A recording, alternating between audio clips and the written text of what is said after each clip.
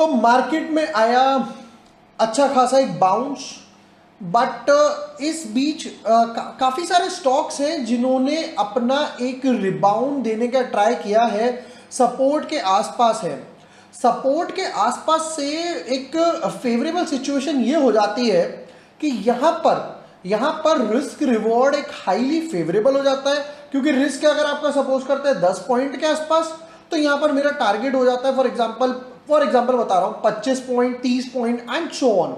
आज इसी तरीके से एक करेंगे एनालिसिस, एक बहुत छोटी सी कंपनी जहां पर सिर्फ मार्केट में 2 करोड़ के आसपास शेयर अवेलेबल है और उससे भी कम शेयर अवेलेबल है फ्री फ्लोट पे। फंडामेंटल्स की बात करूं तो फंडामेंटल्स में रिजर्व बढ़ते जा रहे हैं, चार्ट पे भी बहुत अच्छा लग रहा है क्योंकि जो पुल बैक आया है वहां पे एक अपॉर्चुनिटी मिल रही है। Hi everyone, my name is Vibhor Varshney, I am a SEBI registered research analyst. लेकर चलूंगा आपको एक बढ़िया से डीप एनालिसिस पे, टेक्नो फंडा एनालिसिस पे, जहां पर कंपनी का टेक्निकल पार्ट और फंडामेंटल पार्ट दोनों हम लोग डिस्कस करने वाले हैं। तो लास्ट टाइम इनसाइड बार की वीडियो के बाद काफ़ी सारे लोगों का एप्रिसिएशन आया कि सर आपने बहुत सिंपल तरीके से समझाया, प्रैक्टिकल एग्जांपल्स वगैरह दिखाए, और इवन क्वेरीज भी काफ़ी आई कि सर आपको इसके आगे सीखना है हमको, तो उसके लिए क्या करना पड़ेगा। अगर आपका कोई कोर्स वगैरह है तो स्क्रीन पर आपके एक बैनर होगा जिसमें डिटेल्स वगैरह मेंशन है। हमारा अहमदाबाद बैच है मार्च में, और उसके बाद बैंगलोर में सेशन है हमारा अप्रैल में।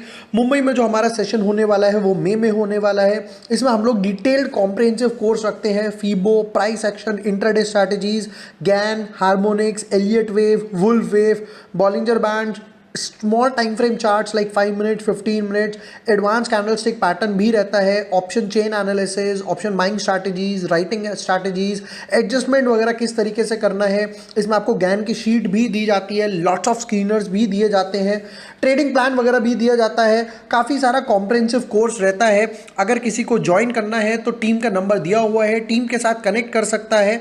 बाकी चलते हैं अपने वीडियो वगैरह की तरफ। Back to video now.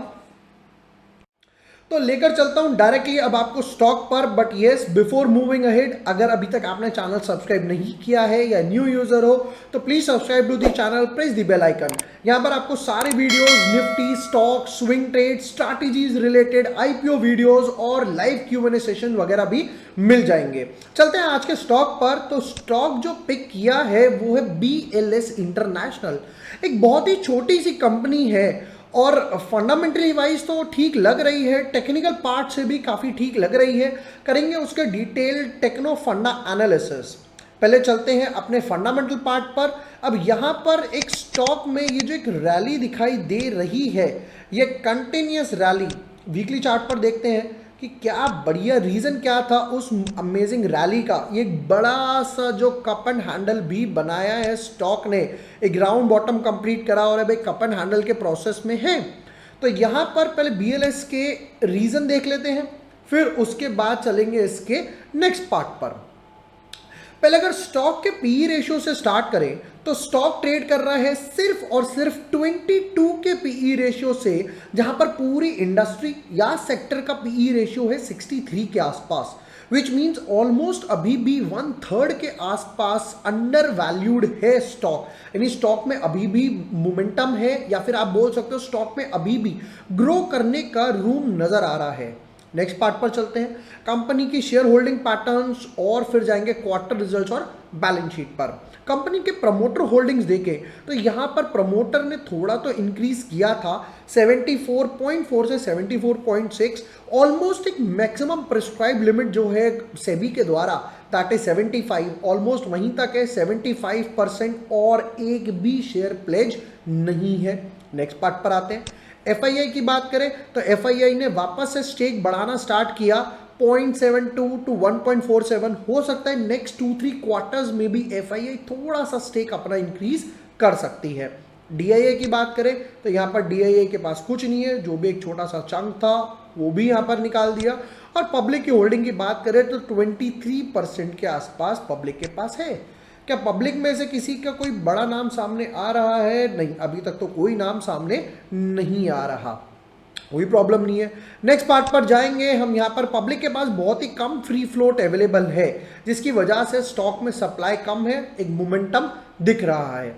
Quarter results पे नजर मारेंगे जल्दी से, और उसके बाद जाएंगे हम लोग अपनी बैलेंस शीट और टेक्निकल और लेवल्स पे। सेल्स की बात करते हैं सबसे पहले तो यहां पर कंपनी 6.19, 6.5, 6.5, 7 और 11 almost and almost, not obviously 100%, but यहां नियर टू 100% का जंप दिखाई दे रहा है लास्ट 2 क्वार्टर में। 6 टू ऑलमोस्ट एंड ऑलमोस्ट 12 के आसपास कंपनी का सेल्स दिखाई दिया। अगर यही पैटर्न कंटिन्यू रहता है तो और एक्सेसिव सेल्स होगी, जिसकी वजह से डायरेक्ट पैट पे रिफ्लेक्शन आएगा। पैट पे भी लेके चलता हूं आपको। कंपनी के पैट की बात करते हैं सीधा।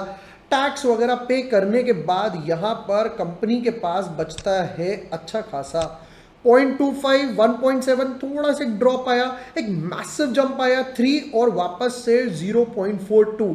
इस क्वार्टर में सेल्स तो बढ़ी, बट पैट में जंप नहीं आया। Reason expenses, which means company just needs to work on his expenses। Sales जैसे जैसे अप ट्रेंड ले रही है कंपनी को, हो सकता है इस क्वार्टर में कंपनी ने एक्सपेंशन प्लान निकाले हो और काफी सारे नए प्रोडक्ट्स वगैरह आ रहे हो या डाइवर्सिफिकेशन किया हो, जिसकी वजह से एक्सपेंसेस वगैरह इंक्रीज हो गया। बट नेवरलेस ये सारे एक्सपेंस जो होते हैं वो आगे आने वाले क्वार्टर्स के लिए एक बहुत अच्छे माने जाते हैं। नेक्स्ट चलते हैं जल्दी से बैलेंस शीट वगैरह पर। जैसा कि मैंने बात भी करी थी कि रिजर्व्स वगैरह बढ़ते हुए अच्छे खासे लग रहे हैं, तो रिजर्व्स और कंपनी देखो सिर्फ 10.25 करोड़ की कंपनी है, काफ़ी छोटी कंपनी है, बट जिस हिसाब से एक रिटर्न दिया है, रिटर्न की बात करें तो जब से मार्केट रिकवर हुआ तो ऑलमोस्ट यहाँ पर 20 रुपये 30 रुपये की कंपनी 300 रुपये के आसपास पहुंची। 10 टाइम्स क्रिएशन दिया यहाँ पर कंपनी ने। बैलेंस शीट 7, रिजर्व्स की बात करूं तो 7 और यहां से जंप होके हुआ 15, double 23, 31, again double 45। Almost and almost हर 2 साल में रिजर्व्स अच्छा खासा जंप ले रहे हैं। 8-10 करोड़ के आसपास का रिजर्व हर साल बढ़ता हुआ जा रहा है, जो कि एक बहुत अच्छा मोमेंटम लग रहा है। आगे आने वाले क्वार्टर्स में भी अगर ये ट्रेंड कंटिन्यू रहा तो 55, 70 and may be down the years 5 lines में 100 भी देखने को मिल सकता है। और लॉन्ग टर्म लाइबिलिटीज की बात करें तो ऑलमोस्ट 1 करोड़ की है, जब पे करना चाहे इजीली पे ऑफ कर सकते हैं। Fundamentals look seems to be very okay, but यहां पर हमें चार्ट पे भी हेल्प लेनी पड़ेगी। चार्ट भी इजीली हमें देखना पड़ेगा कि चार्ट में कंपनी के क्या चल रहा है।